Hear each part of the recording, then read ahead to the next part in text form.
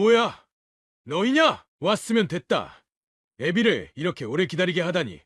혼이 나야 마땅하지만 이제 너희 집에 가자. 싫은데요. 여기 무슨 낯으로 오셨어요? 뭐라고? 무슨 낯짝으로 왔냐고요? 내가 지금 좀 난처한 처지라 그렇다. 갈 곳이 없어. 왜 갈 곳이 없어요? 그 사랑하던 장남은 어디다 치우고? 그게 말이다. 너희 오빠. 그놈이 얼마나 못된 놈인지 아느냐? 우린 몰라요. 당신하고 안 산 지 너무 오래돼서. 그게 이 나이 많은 애비를 그놈이 대놓고 버렸다. 내가 가지고 있는 돈을 전부 퍼부어 사업자금을 대주었더니 웬만큼 살게 되니까 나한테 집에서 나가라고 하더라. 저는 정말 이해가 안 돼요. 아버지, 인생의 모든 것을 장남에게 걸었잖아요. 그럼 남은 인생도 장남에게 거셔야지. 여기가 어디라고 오셨어요? 엄마는 우리 키우느라 고생만 하다가 암에 걸려 돌아가셨어요. 그 기일이 얼마 안 남았는데 당신이 무슨 낯짝으로 여길 오셨어? 사연을 듣고 난 후 각자의 의견을 댓글로 남겨주시기 바랍니다. 사소한 댓글이라도 사연자분에게 큰 힘이 될 수 있습니다. 각색될 수 있고 사연자분의 입장에서 구성될 수 있습니다. 정금화 여사는 아버지를 생각할 때마다 기분이 묘하게 뒤틀렸습니다. 그것은 단순히 싫거나 미워하는 감정과는 달랐습니다. 차라리 분명하게 미워한다고 말할 수 있다면 덜 복잡했을 것입니다. 하지만 아버지와의 기억은 한 가지로 정의될 수 없는 복잡하고 뒤얽힌 감정의 덩어리였습니다. 아버지가 떠오를 때면 억울함과 분노가 솟구쳤다가도 어느 순간엔 연민이나 슬픔 같은 감정이 어지럽게 뒤섞였습니다. 그 모든 감정이 동시에 그녀의 마음을 두드리며 그녀를 괴롭게 했습니다. 이러한 복잡한 감정의 시작은 어릴 적부터였습니다. 아버지는 집안에서 늘 폭군처럼 굴었지만 그럼에도 아버지에게서 인정받고 싶은 어린 시절의 자신이 떠오를 때면 마음이 한없이 쓸쓸해졌습니다. 아버지의 차가운 무관심과 가부장적인 억압 속에서 자라난 기억들은 아직도 그녀의 마음 속에 생생히 남아 있었습니다. 이따금 TV에서 가족 드라마나 시트콤, 영화를 볼 때면 정금화 여사의 감정은 더욱 요동쳤습니다. 드라마 속에서는 늘 따뜻한 아버지가 자식들을 사랑하고 자식들은 그런 아버지를 존경하며 행복한 모습을 그려내곤 했습니다. 그런 장면을 마주할 때마다 그녀는 그 속에서 어쩔 수 없는 불편함과 소외감을 느꼈습니다. 스크린 속 아버지들은 그녀가 한 번도 경험하지 못한 따뜻함을 주고 있었고, 그녀는 그들과 자신을 비교하며 마음속 깊은 곳에서 슬픔과 분노가 한꺼번에 밀려왔습니다. 특히 아버지가 자식들과 함께 웃고 떠들며 즐거운 시간을 보내는 장면은 그녀의 마음을 더욱 불편하게 만들었습니다. 그녀가 자라온 가정에서는 그런 모습을 상상조차 할 수 없었기 때문입니다. 그녀의 아버지는 늘 권위적이었고 가족에게 사랑보다는 두려움을 심어주는 사람이었습니다. 자식들에게 관심을 보인다면 그것은 칭찬이 아닌 실수를 책망하거나 꾸짖기 위해서였고, 그때마다 그녀는 작아져야만 했습니다. 어떤 날은 가족들이 다 함께 모여 식사하는 장면을 보면서 그녀는 어릴 적의 기억을 떠올렸습니다. 그녀와 남매들이 부엌에 앉아 나물 반찬과 고추장을 비벼 먹을 때 아버지는 늘 큰 방에서 혼자 고기 반찬을 독차지하던 모습이 아른거렸습니다. 그때 느꼈던 허탈감과 서러움은 여전히 마음 깊숙이 자리하고 있었습니다. 그녀의 친정은 아주 촌에 있었습니다. 그 시골은 논밭과 산밖에 없었고 버스도 제대로 다니지 않던 곳이었습니다. 아버지는 매우 가부장적인 사람이었고 앞뒤가 꽉 막힌 옛날 사람이었습니다. 정금화 여사는 사남매 중 셋째로 장남인 오빠가 있었고 그 다음으로 언니, 그녀, 그리고 막내 남동생이 있었습니다. 아버지는 언제나 말버릇처럼 너희 오빠가 잘 돼야 우리 집안이 산다. 라고 말하곤 했습니다. 오빠는 어렸을 때부터 장남이라는 이유로 집안에서 특별 대우를 받았기에 아버지를 제외하고는 누구도 두려워하지 않았습니다. 오빠는 엄마에게도 불손하게 굴었고 동생들에게는 언제나 무섭고 말이 통하지 않는 존재였습니다. 그가 화가 나면 손을 먼저 올리는 일이 다반사였습니다. 어느 날 사소한 일로 인해 큰오빠와 둘째 언니가 말다툼을 벌이기 시작했습니다. 평소에도 둘은 자주 부딪혔지만 그날은 분위기가 달랐습니다. 큰오빠는 늘 장남으로서 모든 권리를 독차지했고 가족에게 명령하듯 행동했습니다. 그날도 어김없이 둘째 언니에게 거칠고 무례한 말을 퍼부었습니다. 언니는 처음에는 참으려 했지만 오빠의 모욕적인 말이 이어지자 더는 견딜 수 없었던 것 같습니다. 그녀는 오빠의 말에 맞서기 시작했습니다. 둘의 말싸움은 점점 더 격렬해졌고 결국에는 몸싸움으로 번졌습니다. 둘째 언니는 참다 못해 큰오빠의 얼굴을 밀쳤고 그 과정에서 오빠의 얼굴에 상처가 생겼습니다. 작은 상처였지만 큰오빠는 고통을 호소하며 엄청나게 화를 냈습니다. 그 순간 아버지가 그 소란을 듣고 달려왔습니다. 아버지가 상황을 파악하기도 전에 큰오빠의 얼굴에 난 상처를 보고 눈이 뒤집혔습니다. 그는 격노한 얼굴로 둘째 언니를 바라보며 소리쳤습니다. 어디 여자가 감히 장남 얼굴에 상처를 내느냐? 정금화 여사는 아버지의 그 분노에 숨이 막히는 것 같았습니다. 분명히 큰오빠가 잘못한 것이었고 싸움을 먼저 걸었던 것도 그였지만 아버지에게 그런 사실은 중요하지 않았습니다. 장남이 곧 가문의 중심이었고 그를 건드리는 건 곧 가족의 질서를 깨는 일로 여겨졌습니다. 큰오빠가 어떤 잘못을 저지르든 아버지는 늘 장남의 편을 들었습니다. 아버지는 둘째 언니를 거칠게 붙잡아 벽 쪽으로 밀치며 소리쳤습니다. 내가 뭘 잘못했는지 반성해라! 아버지의 손이 몇 차례 언니의 얼굴을 때렸고 언니는 아무 말 없이 그 고통을 견뎌야 했습니다. 그녀는 두려움에 떨며 그 장면을 지켜볼 수밖에 없었습니다. 그 누구도 아버지의 분노를 막을 수 없었습니다. 엄마조차 아버지에게 대들 수 없는 상황이었습니다. 큰오빠는 그 상처 때문에 읍내병원으로 급히 보내졌지만 그날의 진짜 피해자는 둘째 언니였습니다. 아버지는 언니에게 더 가혹한 처벌을 내렸습니다. 반성할 때까지 밥도 필요 없다! 내 잘못을 뼈저리게 느껴라! 아버지는 언니를 창고에 가뒀습니다. 창고는 집에서 가장 추운 곳이었고 음산한 분위기가 도는 곳이었습니다. 어둡고 습기 찬 그곳에서 언니는 밥도 먹지 못한 채 반성하라며 갇혀 있었습니다. 아버지는 창고 문을 잠그고는 아무도 언니에게 접근하지 못하게 했습니다. 그녀는 그때 아무것도 할 수 없었습니다. 아버지의 권위와 분노 앞에서 저항하는 것은 상상도 할 수 없는 일이었고 둘째 언니가 밥을 굶고 추위에 떨며 창고에 갇혀 있는 동안 가족 모두는 그저 조용히 지켜보는 수밖에 없었습니다. 밤이 되면 언니의 창고에서 새어나오는 추위와 고요 속에서 그녀는 죄책감과 두려움에 몸을 떨었습니다. 아버지의 처벌이 부당하다고 생각했지만 누구도 아버지의 결정을 번복할 수 없었습니다.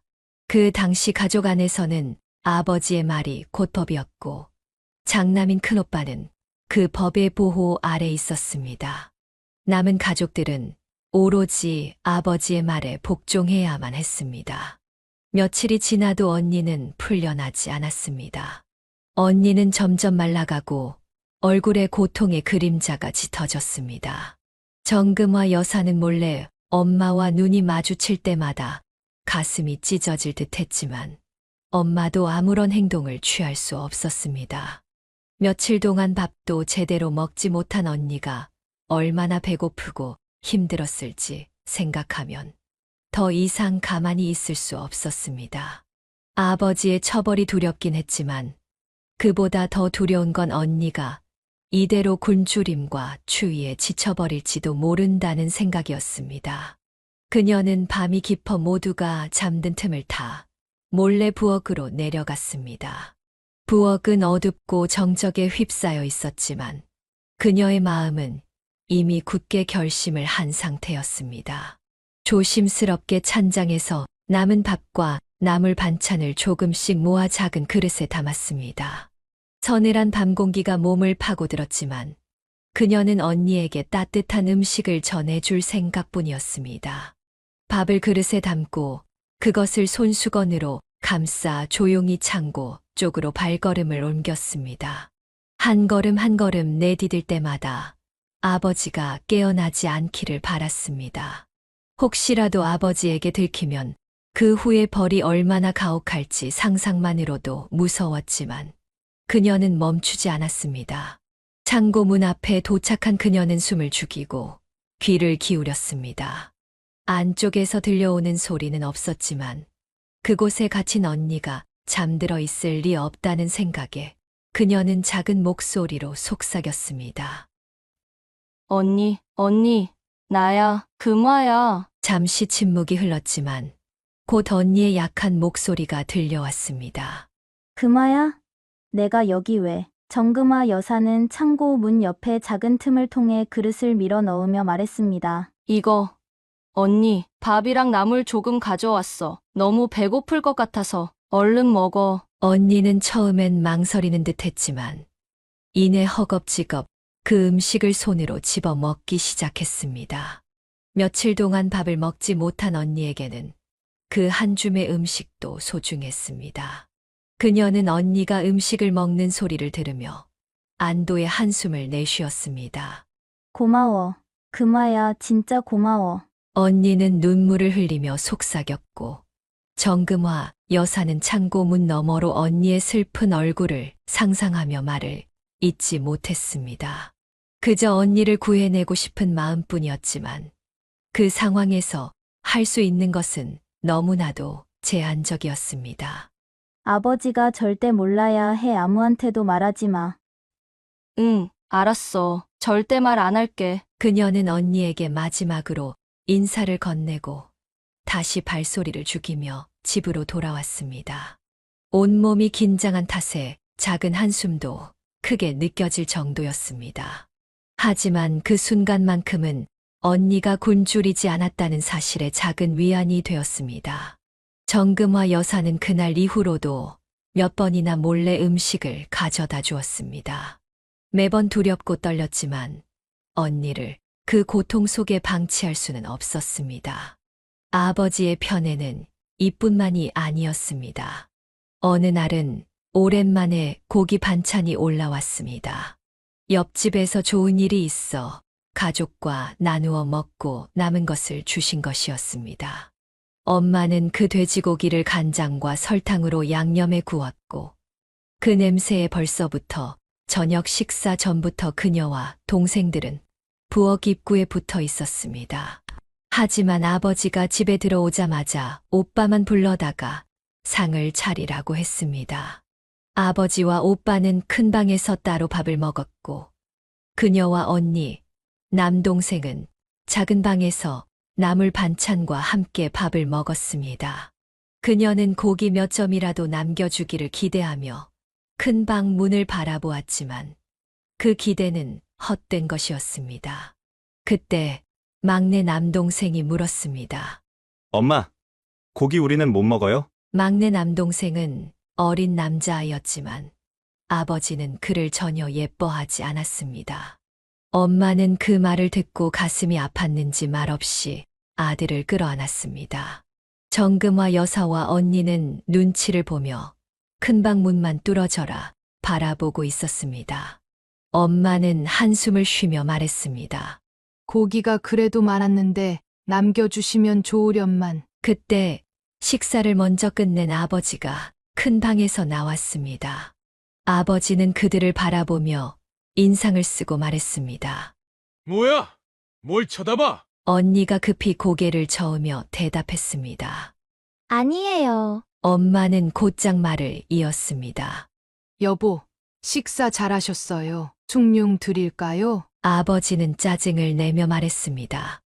여편네가 밥 먹기 전에 숭늉을 갖다 놔야지. 뭐 하는 거야? 엄마는 조심스럽게 말했습니다.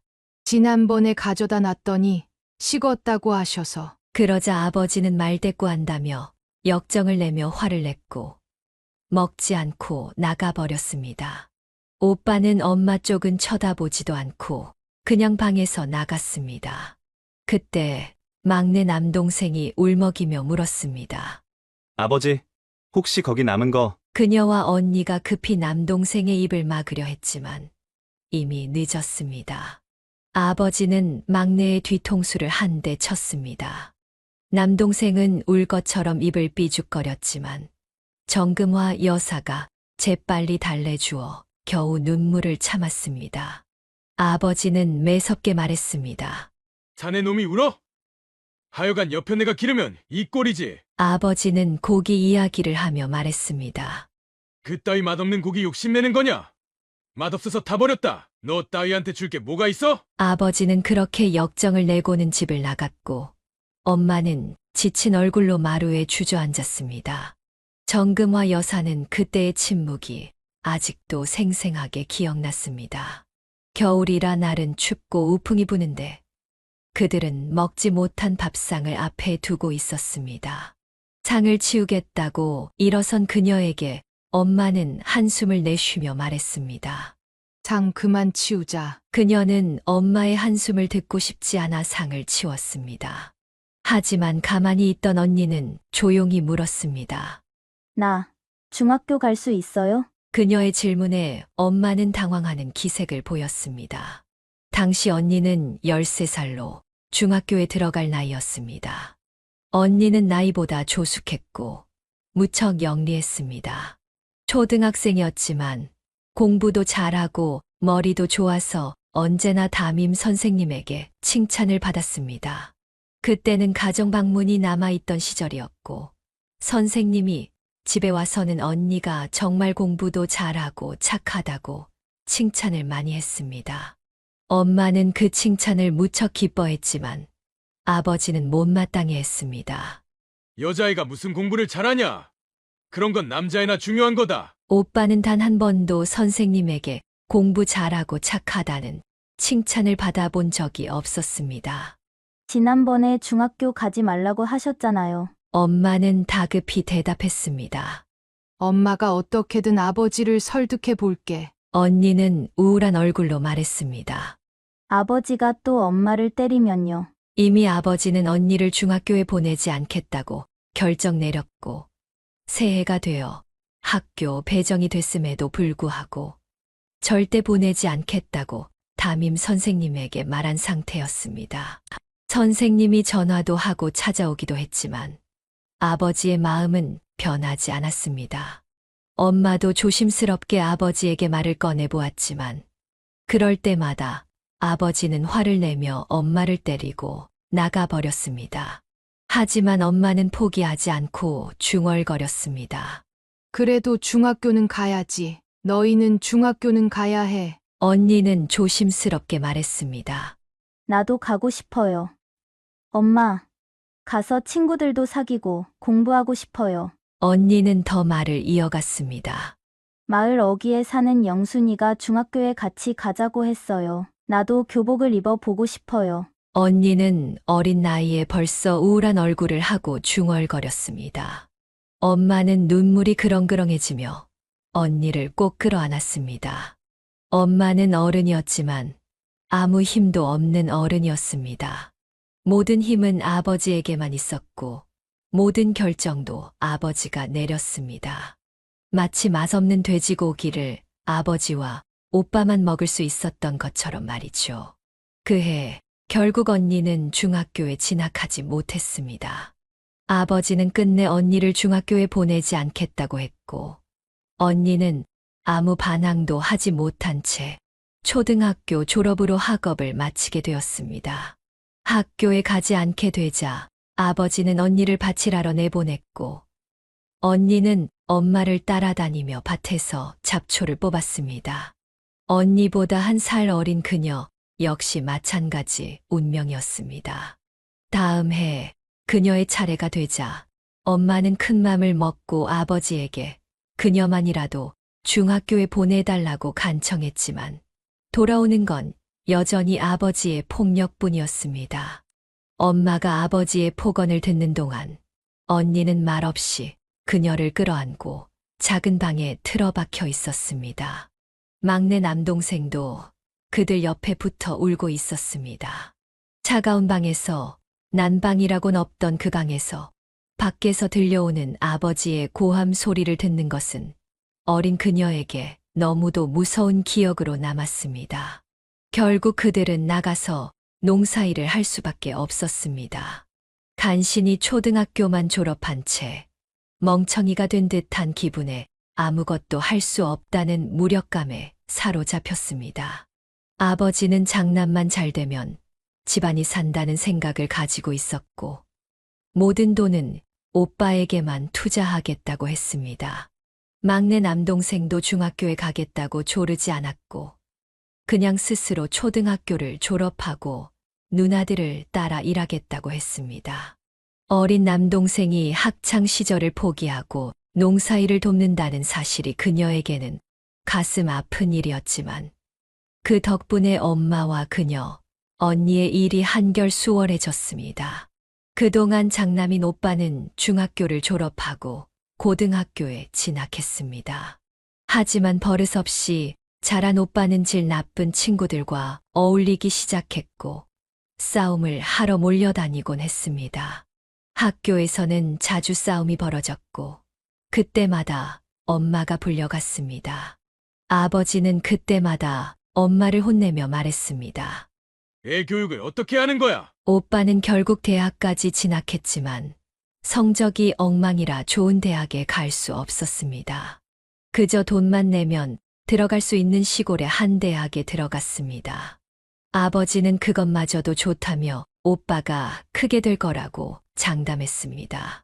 하지만 대학 등록금이 모자라자 아버지는 엄마와 언니에게 마을 식당에 나가서 일해서 돈을 벌어오라고 했습니다. 그것이 말이 식당이지 읍내에 술을 파는 가게였습니다. 엄마는 처음으로 강하게 반발하며 아버지에게 소리쳤습니다.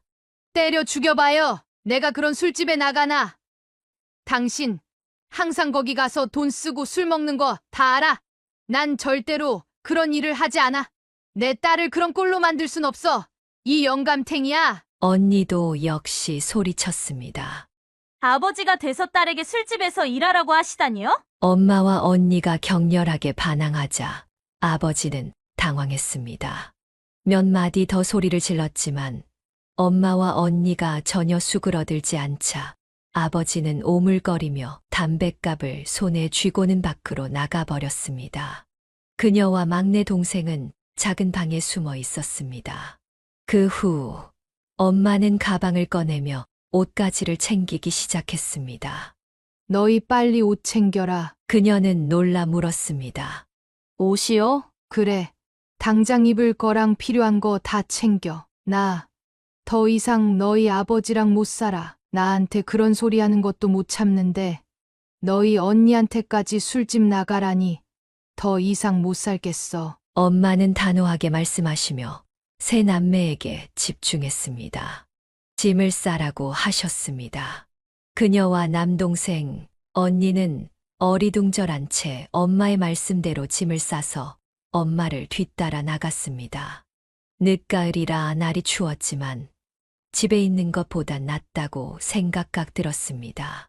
엄마는 그들을 데리고 서울로 상경했습니다. 사실 알고 보니 엄마는 첫째인 오빠만 대학에 가면 세 남매를 데리고 따로 살 계획을 이미 세워두고 있었던 것이었습니다.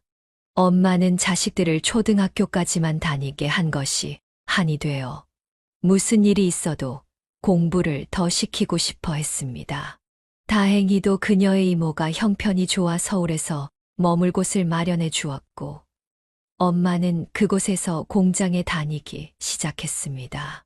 언니와 그녀, 남동생은 야간 학교에 다니며 각자 돈을 벌려고 취직했습니다. 또래 친구들에 비하면 늦은 나이였지만 정말 열심히 공부하고 일했습니다. 두고 온 아버지와 오빠 생각을 할 틈도 없을 정도로 바빴습니다. 그들이 도망간 것을 괘씸해했는지 아버지와 오빠는 한 번도 연락을 해오지 않았습니다. 그 덕에 세 남매는 검정고시로 고등학교 과정을 마칠 수 있었고 대학에도 진학했습니다. 엄마는 공장과 식당 등 닥치는 대로 일하며 자식들의 학업을 위한 돈을 마련해 주었고 그녀와 남매는 그 덕에 공부와 일에 매달렸습니다. 몇 년 후 그들은 모두 대학에 입학하고 졸업 후 제대로 취직까지 했습니다. 그녀는 공부를 제일 못했지만 그럭저럭한 대학에 다니다가 좋은 남자를 만나 제일 먼저 결혼했습니다. 언니는 공부도 잘하고 악착 같은 성격 덕에 취직 후에도 계속 공부하여 사법고시에 늦은 나이지만 합격했습니다. 남동생도 열심히 공부해 좋은 기업에 취직했습니다. 엄마는 제일 기뻐하셨습니다. 계속 억눌려서 아버지한테 맞고 폭언당하면서 살았던 걸 생각하면 지금이 꿈만 같다. 엄마는 자식들이 모두 잘된 것을 보며 행복해했습니다. 그녀와 언니, 남동생도 남은 생동안 엄마를 잘 모시겠다고 다짐했습니다. 하지만 인생은 언제나 좋은 일과 나쁜 일이 함께 오는 법이었습니다. 엄마는 오랜 기간 고생한 탓에 결국 암에 걸리셨습니다. 언니가 겨우 30 초반일 때 엄마의 병이 찾아왔습니다. 대체 왜 엄마가? 의사는 안타까운 표정으로 말했습니다. 너무 오랜 기간 스트레스를 많이 받으셨던 것 같습니다. 젊은 시절 제대로 드시지도 못했고 일도 너무 많이 하신 게 큰 원인입니다. 엄마는 가난한 친정 때문에 거의 팔려가듯 시골의 아버지에게 시집을 갔고 그 이후로 계속해서 농사일을 하며 자식들을 키웠습니다. 걸핏하면 아버지는 소리를 지르거나 손을 올렸고 그녀는 도망간 후에도 자식들을 위해 과도하게 일했습니다. 엄마의 암은 3기였고 그들은 최선을 다해 치료하려고 노력했습니다. 하지만 암은 계속 전이되며 악화되었고 더 이상 손 쓸 수 없는 지경에 이르렀습니다. 그들은 애타는 마음으로 엄마를 보았지만 엄마는 오히려 해탈한 표정으로 말했습니다. 괜찮다. 엄마는 자식들을 도리어 다독였습니다. 당시 그녀는 결혼하여 2 아이를 낳은 상태였고 엄마는 손주들을 보며 웃었습니다. 그래도 내가 너 결혼해서 아이 낳은 걸 보고 갈 수 있어 참 다행이다. 그녀는 간절히 말했습니다. 무슨 소리세요? 엄마, 분명히 건강하게 사실 거라고요. 하지만 엄마는 고개를 저으며 말했습니다. 아니다. 내 몸은 내가 잘 알아. 난 오래 살진 못하겠지만 그래도 너희 셋 중 하나라도 결혼해서 아이 낳은 걸 봐서 천만다행이야. 그녀와 남매는 엄마의 그 말을 듣기 싫어했지만 엄마는 그저 웃었습니다. 그리고 그 말대로 얼마 지나지 않아 엄마는 세상을 떠났습니다. 그녀와 언니, 남동생은 모두 멍해졌습니다. 아버지 밑에서 도망쳐 나온 후 10년 넘게 엄마와 함께 최선을 다해 어려운 시절을 이겨냈던 그들이었기에 엄마의 죽음은 그들을 허무하게 만들었습니다. 그들은 늘 말했습니다. 우리가 다 잘 돼서 돈 많이 벌고 엄마를 편하게 모시고 여생을 행복하게 보내드리자. 하지만 그 소원은 이루어지지 않았습니다. 장례식장에서 언니가 말했습니다. 나는 말이다, 얘들아. 난 정말 내 아버지라는 사람을 용서할 수가 없을 것 같아. 결국 이 모든 게 그 사람 때문이야. 언니는 초췌한 얼굴로 그렇게 말했습니다. 그때는 아직 언니가 사법고시에 합격하기 전이었습니다. 언니는 변호사가 된 모습을 엄마에게 보여주고 싶어 정말 많은 노력을 기울였지만 그 소원은 이루어지지 않았습니다. 장례식장은 그래도 사람이 많아 초라하지 않았던 것이 그나마 다행이었습니다. 당시 언니는 고시 공부 중이었고 남동생은 취직했으며 그녀도 일하고 결혼한 상태라 시댁에서도 사람이 많이 왔습니다. 조문객들로 가득 찬 장례식장을 보며 그녀는 만약 아버지 밑에 그대로 머물렀다면 엄마의 장례식이 썰렁했을 거란 생각이 들었습니다. 그래도 지금의 모습이라면 엄마도 뿌듯해 하셨을 것 같았습니다. 남동생과 언니가 말했습니다. 그래, 둘째 누나가 결혼해서 손자 손녀 보여드렸으니 그게 참 다행이지. 그녀도 동감이었습니다. 남편 역시 엄마에게 참 잘해 주었기에 그녀는 남편에게 고마운 마음이 들었습니다. 엄마가 떠나셨지만 여전히 그녀 곁에는 언니와 남동생, 남편과 아이들이 있어서 덜 외로웠습니다. 그렇게 그들은 엄마를 보내드리고 서로 의지하며 살아갔습니다. 얼마 지나지 않아 언니는 사법고시에 합격해 변호사로서의 생활을 시작했고 남동생은 차만 아가씨를 만나 결혼했습니다. 남동생이 결혼할 때 그녀와 남편이 대신 혼주석에 앉았습니다. 언니에게 혼주석에 앉으라고 했지만 언니는 본인이 결혼할 생각이 없으니 그녀와 남편이 앉아야 한다고 주장했습니다. 집안에 달리 어른이 없었기 때문에 그녀와 남편이 혼주석에 앉을 수밖에 없었습니다.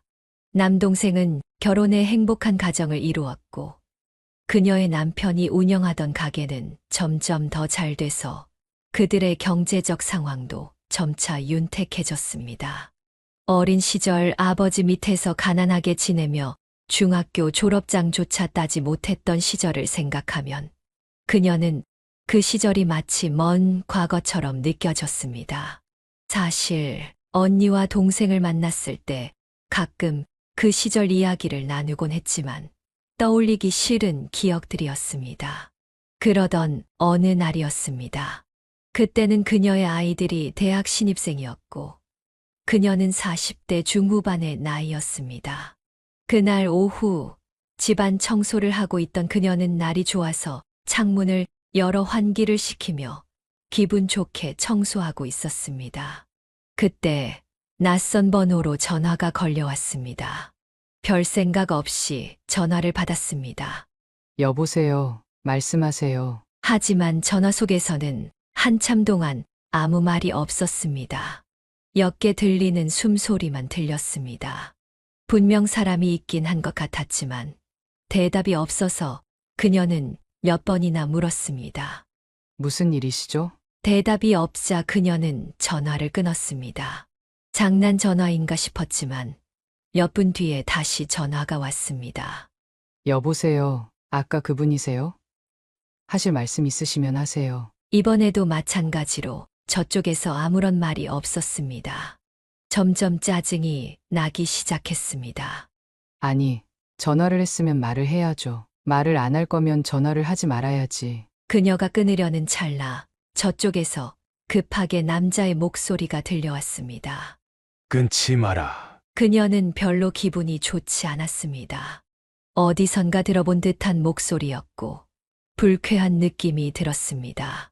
그녀는 사납게 물었습니다. 누구시죠? 그 남자는 잠시 침묵하더니 말했습니다.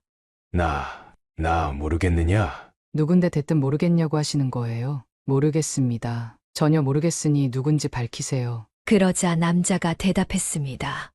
네 아비다. 그 순간 그녀는 뒤통수를 맞은 기분이었습니다. 편안하고 안락했던 거실에서 갑자기 어둡고 불행했던 어린 시절의 작은 방으로 끌려가는 듯한 기분이 들었습니다. 그녀는 그제야 그 늙은 목소리가 아버지의 것임을 알아챘습니다. 셋째야. 너 아비 목소리 알아듣겠지? 너 좀 터미널로 나와야겠다. 아비 모시러 좀 나와라. 왜요? 왜라니? 아비가 너희 집에 가서 좀 살아야겠으니. 그렇지, 아비인데 딸 자식이 있는 집에서 사는 게 뭐가 어때서? 아버지는 당연하다는 듯이 태연하게 말했습니다. 처음에는 말을 더듬다가 말이 계속될수록 점점 옛날처럼 뻔뻔하고 고압적인 어조로 변했습니다. 고기 반찬 좀 해놔라. 애비 방은 넓은 데로 치워놓고 가자마자 좀 잘 거니까. 그녀는 아버지가 뭐라고 말하는지 들으면서도 머릿속이 하얗게 변했습니다. 그대로 전화를 끊었습니다. 아버지는 그 당시에도 나이가 많았고 거의 90에 가까웠을 테지만 여전히 뻔뻔했습니다. 어린 시절에 큰 상처를 준 사람이 수십 년이 지난 후에 전화에 저렇게 말하니 그녀는 어떻게 반응해야 할지 알 수 없었습니다. 그녀는 곧바로 언니에게 전화를 걸었습니다. 몇 번의 벨소리 끝에 언니가 전화를 받았습니다. 무슨 일이야? 나 지금 좀 바쁜데 나중에 전화하면 안 될까? 언니는 바쁘다는 듯 말했지만 그녀는 차분히 말했습니다. 언니, 아버지한테 전화가 왔어. 뭐라고? 언니의 목소리는 한순간에 심각해졌습니다. 그게 무슨 소리야? 아버지한테. 그 인간이 너 전화번호를 어떻게 알고? 몰라. 나도 모르겠어. 갑자기 전화해서 터미널로 나오래. 우리 집에 와서 살겠다고. A씨 미쳤나? 언니가 욕설을 중얼거렸습니다. 언니는 결혼하지 않고 변호사로서의 생활을 누리고 있었고 거칠 것 없는 사람이었습니다. 너 나와. 그 인간이 어떤 꼴로 살고 있는지 꼬락선이나 좀 보자. 언니, 굳이 보게? 난 만나서 뺨이라도 한 대 갈겨야겠어. 언니는 이를 갈며 그렇게 말했습니다. 그녀는 겁이 났지만 그래도 언니를 응원하기 위해 한편이 되어주기 위해 옷을 챙겨 입고 얼른 뛰쳐나갔습니다. 그 와중에 남동생에게도 전화를 걸었습니다. 뭐라고? 아버지? 그래, 난 지금 언니랑 같이 터미널 가는 중이야. 아버지를 보려고? 아니, 모시려고? 남동생은 놀란 목소리로 말했습니다. 그녀는 아니라고 대답했습니다. 언니가 아버지 보고 싸대기라도 한 대 때릴 거래. 나 언니랑 같이 있으려고 나가는 중이야. 첫째 누나라면 그러고도 남지. 남동생은 잠시 침묵하다가 말했습니다. 사무실의 소리들이 수화기 너머로 들려왔습니다. 남동생은 여전히 직장 생활을 하고 있었으니까요. 잠깐 기다려. 누나들, 나도 갈게. 그래도 남자가 하나 있으면 훨씬 낫지. 너도 오려고? 직장은 괜찮아? 반차 쓰지 뭐. 남동생은 단호하게 말하며 터미널 위치를 물은 뒤 전화를 끊었습니다. 그 순간 그녀는 그들이 삼남매라는 것이 참 다행이기도 하고 뿌듯하기도 했습니다. 같은 어려움을 겪고 같은 반응을 하며 협력할 수 있는 형제들이 있다는 것이 얼마나 큰 힘이 되었는지 몰랐습니다. 터미널에 도착한 그녀는 언니를 만났습니다. 언니는 멀리서도 근사한 느낌을 풍겼습니다. 변호사답게 단정하고 좋은 옷을 입고 있었습니다. 누가 봐도 성공한 사람이었죠. 그녀는 평범한 가정주부였지만 언니는 달랐습니다. 어디서 만나기로 했어? 저기 정문 앞에서. 어딨어? 그 인간 어디야? 언니는 이를 갈며 정문 앞을 눈을 부릅뜨고 찾아보았습니다. 하지만 그들이 기억하던 거대한 아버지의 모습은 보이지 않았습니다. 그저 터미널에 늘 있는 듯한 초라한 노숙자들만 잔뜩 오가고 있었습니다. 전화만 걸어놓고 안 온 거 아니야? 그 인간 그럴 리가. 당장 올 것 같은 목소리였는데. 그때 뒤에서 남동생이 달려왔습니다. 남동생은 꽤 먼 거리를 택시를 타고 급히 달려온 것이었습니다. 택시 타고 왔어. 급하다고 하니까 밟아주더라. 아버지, 어디 있어? 저기 정문 앞에서 기다린대. 근데 안 보여. 순간 남동생이 잔뜩 늙은 한 노인을 가리켰습니다. 저 사람, 아버지 아니야? 그 순간 삼남매는 동시에 말을 멈추었습니다. 그들이 기억하는 아버지는 크고 강한 사람이었으며 그들이 조금만 반항해도 매를 꺼내 들던 무서운 남자였습니다. 엄마가 그들을 보호하려 했지만 결국에는 그러지 못했던 그런 아버지였습니다. 그러나 지금 정문 앞에 서 있는 노인은 등이 굽고 쪼그라들어 초라한 모습을 하고 있었습니다. 아버지 맞네. 언니는 갑자기 힘이 빠진 목소리로 말했습니다. 그녀 역시 터미널까지 오면서 마음속에 불타올랐던 전투력이 완전히 사라진 기분이었습니다. 저렇게까지 초라하고 별거 아닌 모습일 줄은 상상도 못했기 때문입니다. 노인은 그들이 다가가자 땅으로 향해 있던 시선을 들어 삼남매를 바라보았습니다. 그가 삼남매임을 깨닫자 약간 놀란 듯 움찔하는 눈치였습니다. 그들은 평범한 가정주부로 사는 그녀뿐만 아니라 만만치 않은 분위기를 풍기는 언니와 남동생을 마주했습니다. 뭐야, 너희냐? 아버지는 일부러 등을 펴고 옛날처럼 고압적인 태도로 말하려고 했습니다. 왔으면 됐다. 애비를 이렇게 오래 기다리게 하다니. 혼이 나야 마땅하지만 이제 너희 집에 가자. 싫은데요. 아버지는 그런 대답을 예상하지 못했는지 잠시 눈을 크게 뜨고 말을 잇지 못했습니다. 아버지가 말을 더듬으며 화를 내려는 순간 남동생이 말했습니다. 여기 무슨 낯으로 오셨어요? 뭐라고? 무슨 낯짝으로 왔냐고요? 남동생은 침착한 얼굴로 그렇게 물었습니다.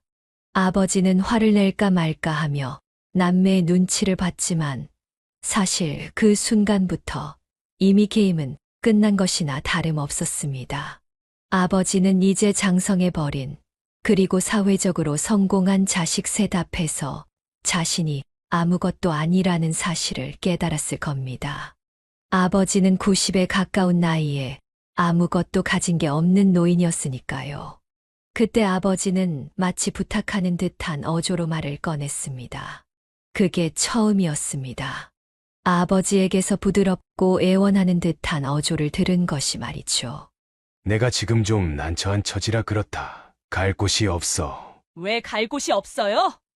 그 사랑하던 장남은 어디다 치우고? 언니가 날카롭게 물었습니다. 아버지는 마치 말의 공격이라도 당한 것처럼 움찔거리며 언니를 돌아보았습니다. 언니는 공격적인 자세로 서서 아버지를 노려보고 있었고 아버지는 기세에 눌려 목을 움츠였습니다. 그게 말이다. 너희 오빠. 그놈이 얼마나 못된 놈인지 아느냐? 우린 몰라요. 당신하고 안 산지 너무 오래돼서. 그게 이 나이 많은 애비를 그놈이 대놓고 버렸다. 내가 가지고 있는 돈을 전부 퍼부어 사업자금을 대주었더니 웬만큼 살게 되니까 나한테 집에서 나가라고 하더라. 아버지는 너무 억울하고 서글프다는 듯 눈물을 닦았습니다. 물론 억울하고 서글펐겠죠. 그러나 그가 자식들에게 가한 구박과 학대를 생각하면 자식들이 느꼈던 억울함과 서글픔은 아마 그의 기억엔 없었을 겁니다. 언니는 차갑게 웃으며 말했습니다. 저는 정말 이해가 안 돼요. 아버지, 인생의 모든 것을 장남에게 걸었잖아요. 그럼 남은 인생도 장남에게 거셔야지. 여기가 어디라고 오셨어요? 언니는 생긋 웃으며 덧붙였습니다. 엄마는 우리 키우느라 고생만 하다가 암에 걸려 돌아가셨어요. 그 기일이 얼마 안 남았는데 당신이 무슨 낯짝으로 여길 오셨어? 언니의 말은 점점 반말로 바뀌었고 아버지의 얼굴은 창백해졌습니다. 우린 당신을 잊고 살았어요. 그런데 지금 와서 오라가라 하면서 같이 살겠다고? 제정신인가? 아, 하긴 당신은 원래 제정신이 아니었지. 얘야. 우습기 짝이 없네. 정말. 언니는 싸늘하게 말했습니다. 아버지는 손을 떨며 뒤로 한 걸음, 두 걸음 물러났습니다. 아버지의 안색은 점점 창백해졌고 90 가까이 된 노인이 이렇게 실시간으로 얼굴이 변하는 것을 보니 그녀는 조금 무섭기도 했습니다. 저러다 쓰러지시기라도 할까 겁이 났습니다. 우리 아버지 책임 안 져요. 돌아가세요. 마지막으로 남동생이 덤덤하게 말했습니다. 셋은 그대로 돌아섰습니다. 몇 발짝 옮기던 순간 뒤에서 누군가 쓰러지는 소리가 들렸습니다. 아버지가 쓰러진 것이었습니다. 그녀는 한숨이 나왔습니다. 짐 같은 아버지는 인생의 많은 시간이 흐른 뒤에도 다시 반갑지 않은 짐 덩어리로 돌아왔습니다. 언니는 내키지 않는다는 듯 말했습니다. 구급차 부르자. 그 후 아버지는 병원에 잠시 머물다가 요양원으로 옮겨졌습니다. 그들이 요양원으로 옮기겠다고 하자 아버지는 사색이 되어 빌기 시작했습니다. 아니, 얘들아, 미안하다. 아버지를 집에 살게 해주면 안 되겠냐? 요양원이라니. 애미 애비를 버리는 것 아니냐? 무슨 그런 재수 없는 소리를 해요. 요양원도 돈 내고 들어가는 곳이에요. 돈까지 써주는데 고마운 것도 몰라요? 언니는 아버지에게 차갑게 쏘아붙였습니다. 아버지는 할 말이 없었는지 입을 다물고 언니의 눈치를 봤습니다. 우린 절대 당신을 우리 집에서 모실 생각 없어요. 선택해요. 요양원이냐? 길거리냐? 언니의 말은 단호했습니다. 이대로 요양원 안 가고 버티면 길거리에서 얼어 죽거나 굶어 죽어도 우리는 신경 안 쓸 거예요. 아이, 얘들아. 거짓말 같아요? 한번 해보든지. 언니는 싸늘하게 웃었습니다. 아버지는 언니의 기세에 눌려 눈물을 흘렸지만 삼남매 중 아무도 관심을 두지 않았습니다. 요양원에 들어가서 아무 말 하지 말고 아무 연락도 하지 말고 조용히 살아요. 언니의 마지막 말은 그가 감당할 수 없는 냉정함으로 가득 차 있었습니다. 안 그러면 그나마 돈도 끊어버릴 거니까 귀찮아 죽겠어. 언니의 말에 아버지는 기가 죽어 얌전히 요양원행에 동의했습니다. 사실 90이 다 된 노인에게 그 이상의 선택지는 없었습니다. 그렇다고 그녀와 남매들이 아버지를 모신다는 건 정말 미친 소리였습니다. 언니의 기세등등한 협박이 먹혔던지 아버지는 요양원에 간 뒤로 조용히 지냈습니다. 언니가 간혹 전화를 걸어 얌전히 있으라고 또 무슨 소리를 하면 가만 안 두겠다고 협박한 덕분이기도 했습니다. 그리고 사실 아버지는 요양원에 오래 있지도 못했습니다. 몸이 이미 많이 상했는지 불과 1년도 되지 않아 사망했습니다. 차마 아버지의 시신을 무연고자로 둘 수는 없었기에 그녀와 남매들은 간단히 화장을 했습니다.